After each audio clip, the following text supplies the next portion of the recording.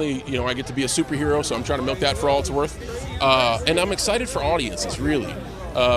We kind of knew we were doing something different and special, and James is brilliant and crazy and everything, and I just want audiences to see it. Man, fuck Peacemaker. Sorry, I'm getting ahead of myself. Hit it.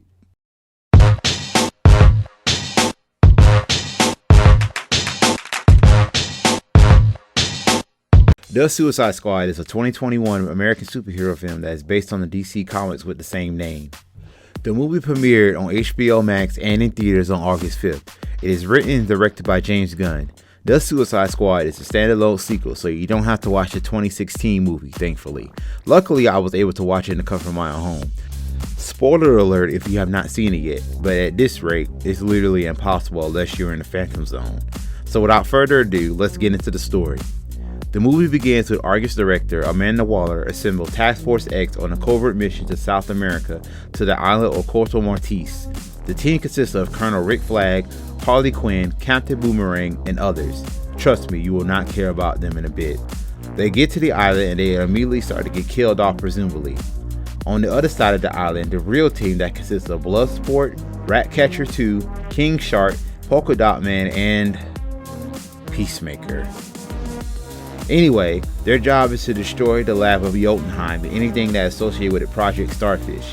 As they traveled the island, they found out that Rick is alive, and they journey to a camp to find him, and finds out that he's working with rebel forces.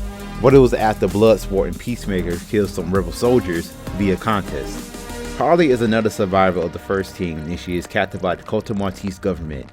After capturing a metahuman named the Thinker, the head of the scientists of Project Starfish, they attempt to rescue Harley, but she already escaped herself, but she appreciated the sentiment. They all head to Jotunheim and they rig the place to blow. Meanwhile, the squad finds out that Project Starfish is harboring an alien named Starro. He has the power to brainwash people by making smaller versions of himself. It is also revealed that the Americans found Starro and have been illegally behind the experiments on Puerto Martes and kills the Thinker. This is twice now that Rick has been betrayed by his country. More on that later, trust me. He tries to retrieve the hard drive and wants to leak it to the public to expose the American government, but he's betrayed within his team by Peacemaker. Waller gave him his own mission to retrieve the hard drive at any cost and kills Rick.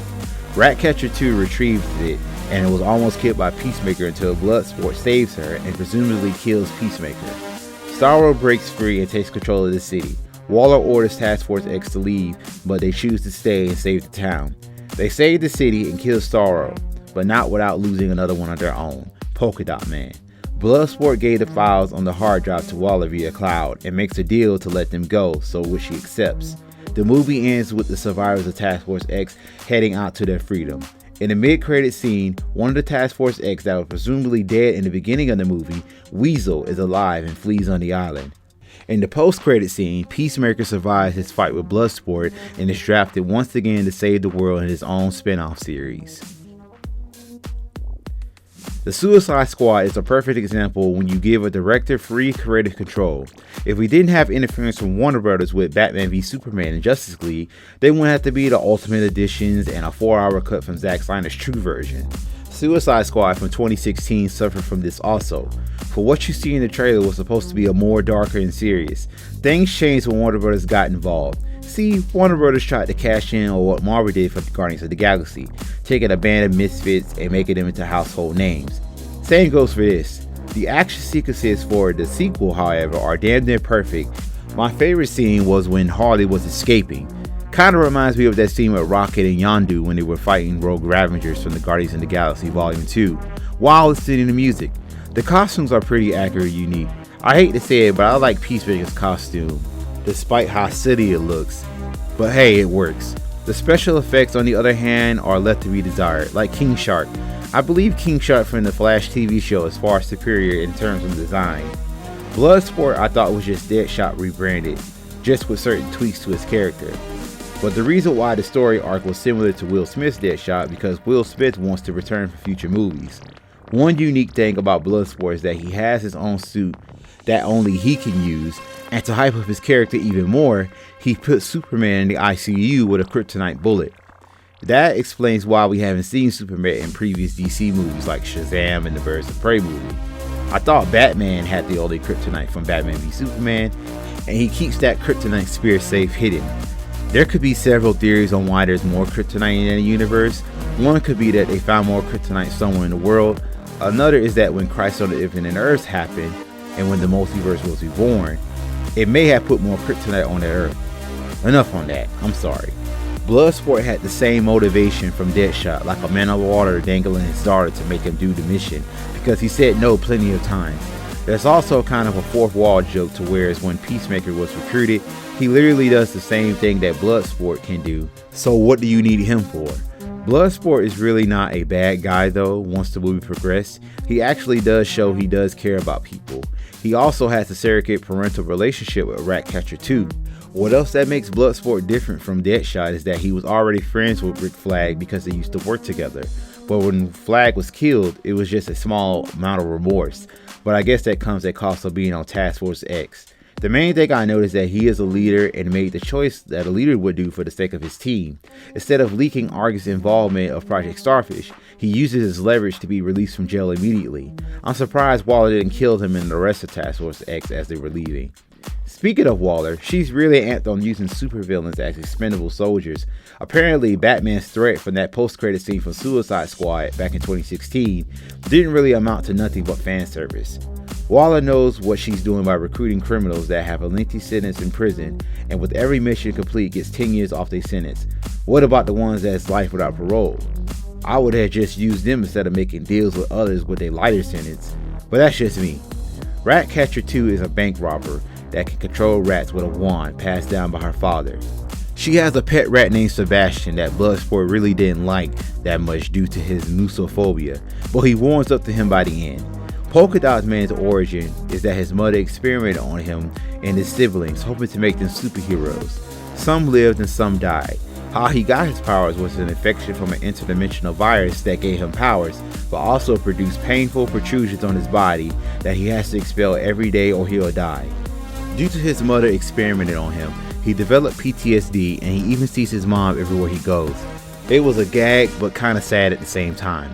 Trust me, if my PTSD, yes I do have PTSD, and if I saw my ex everywhere I go, I would close my damn eyes forever. Whew. Just the thought of that, but I digress. It's sad that he died at the hands of Starro once he realized his true purpose, but at least he can finally rest. Harley Quinn is back on the team again. I wonder what happened in the intermediate time after Birds of Prey. Per my research, there was nothing but a throwaway line she gives in the beginning that she attempted to rob a bank and now back in prison. But where did Cassandra Cain go? I really hope she's alright, but I'm sure she is. Harley really didn't do a lot in this movie, and that's okay. She had a supposed arc in this film to where one of her teammates, Javelin, passed his weapon on to her as he died, but she uses it to murder soldiers and helps deliver the final blow to Starro. She has a brief romance with one of the Corto Maltese government lackeys, but as soon as she mentions to murder children, she kills them.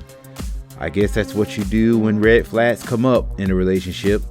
Bitch, just tell me when the red flags coming up in a relationship. Be like, hey Harley, pack a bag, we're going on vacation. Excuse me? What did you say? Just don't get that Tommy gun and start blasting. Just sprinkle it with me. That's all I'm saying. Rick Flag has been through a lot with leading missions with Task Force X. He becomes more empathetic since the last movie. Hell, he's even more comedical. He also actually treated the rest of Task Force X like they are people. Let's not forget, even though they are villains, doesn't mean that they shouldn't be treated less than human. I don't know why Rick continued to work for Waller after the first Suicide Squad movie, after she killed everyone that was in that bunker with her to save her own ass, which was the case in this movie also. I don't know if Waller acted on her own this time, but I believe this order came from above. When Rick found out that the US was responsible for Project Starfish and they experimented on countless men, women, and children, this sets Rick off and renounces loyalty to Waller and wants to reveal to the public on what the US government is doing behind closed doors. But sadly, he was killed before he had gotten the chance to by Peacemaker. So here we are with Peacemaker. John Cena will go down in history as when an actor plays a character that I ended up hating in the end so good that you'll probably hate the actor in real life. But I digress. I loathed Peacemaker once he turned on the team. See, Peacemaker believes peace will be achieved at any cost, even going as far as killing women and children, which is the personification of what America truly is beneath the surface. Peacemaker was given a separate mission by Waller to retrieve the sensitive information.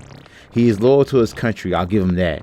My question is, why put him in jail in the first place for having that kind of loyalty? He is set to return for his spin-off series titled Peacemaker for HBO Max in January 2022, tentatively with 8 episodes. Star-Lord was just an alien floating in space until European descents that channeled their inner Christopher Columbus captured him. He was tired of being held captive and wanted to take over the world and got taken out by a small band of misfits. That's about it. In closing, I like the Suicide Squad, balancing the tones of comedy, action, and drama. The pacing was steady and nothing dragged too long, and you already know it outdid its predecessor. So what do you guys thought of this movie? Was it one of the best DC films ever? What were your likes and dislikes? Let me know in the comments. If you want a movie, TV show, comic book, anime, or special video idea, let me know by either emailing me or leaving a small comment. Thank you guys for watching. Don't forget to like, subscribe, and share, and I will see you all next time.